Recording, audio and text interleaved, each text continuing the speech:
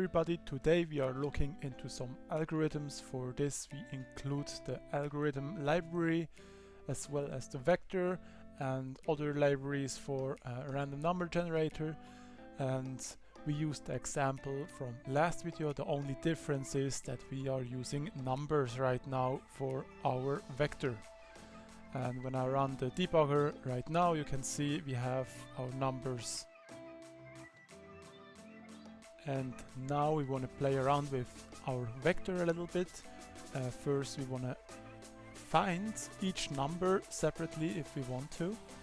And for this we make a separate value, we call it score. And if we want to find our score,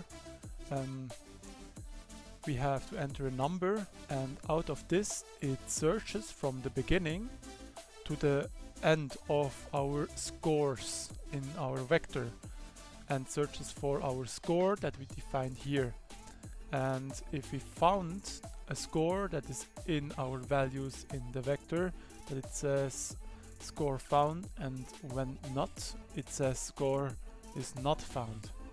And now when we go in here in the debugger, if we say 1500, this should be in our value of the vector. It says score found. And now we want to shuffle our numbers. For that we make our random number generator here, and we just say after that random shuffle, and with that the program already knows what it has to do, because it is, I think it is in the algorithm category. You can put this command inside here, and then you can say from where to where it should shuffle the numbers with the random number generator that we have took here, or we made here, and then it outputs us random numbers.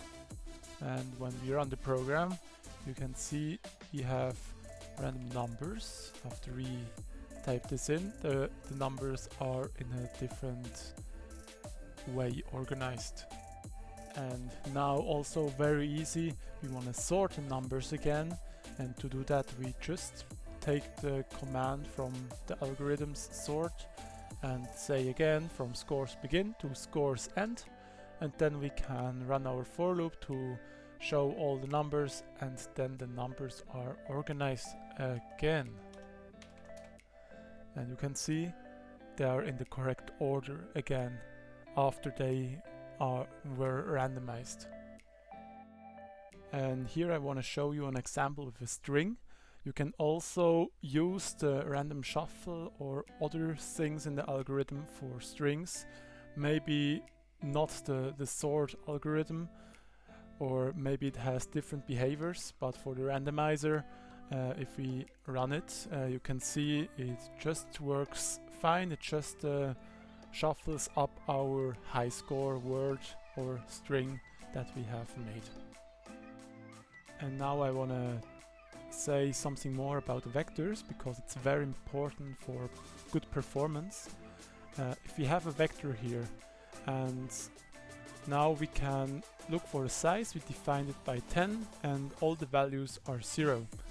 And the vector always has a capacity reserved if we want to add some new stuff to it, that it reserves some memory. And for this example here, we have 10 here. If we take it away quickly, we can see we have 10 things, and we have the memory usage is 10. And when we add something to the vector, we add one integer more to it, then it suddenly has 15 memory usages, and it always adds half the amount that we have used to it. For example, when we have 100 here, it will add us 150. And if we have 1000, it will add us 1500. And that can cause a lot of performance issues.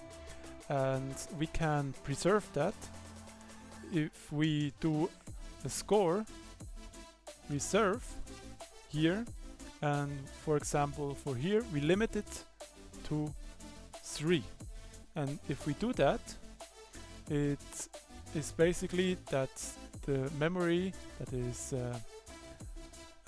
on the side is limited or reserved to 3, and that makes that the memory that is used, that is not allocated on another place, it will be reserved for this particular thing, and this is very useful. So when you do this, you can you have a much better performance when you have a lot of vector values in it. And that's it for the video. I hope you enjoyed it or learned something, and with that I say bye.